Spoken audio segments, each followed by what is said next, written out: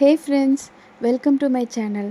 இன்றைக்கி நம்ம வீடியோவில் கேரளா ஸ்டைல் சம்மந்தி எப்படி செய்கிறதுன்னு பார்க்க. இதை நீங்கள் பழைய சாதத்து கூட சாப்பிட்டாலும் சூப்பராக இருக்கும்.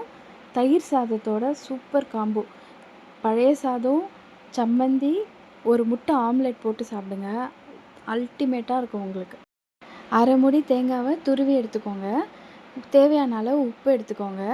ஒரு 7லேருந்து 8 சின்ன வெங்காயம் எடுத்துக்கோங்க. சின்ன வெங்காயம் எடுத்தால் தான் நல்லாயிருக்கும். குட்டி நெல்லிக்காய் சைஸு புளி எடுத்துக்கோங்க.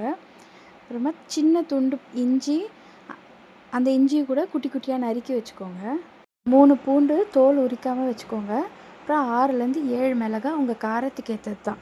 அப்புறம் ஒரு மிக்ஸி ஜாரில் இந்த காஞ்ச மிளகாய், உப்பு, புளி ஃபஸ்ட்டு போட்டு நல்லா கொரன்னு அரைச்சி எடுத்துக்கோங்க இந்த மாதிரி.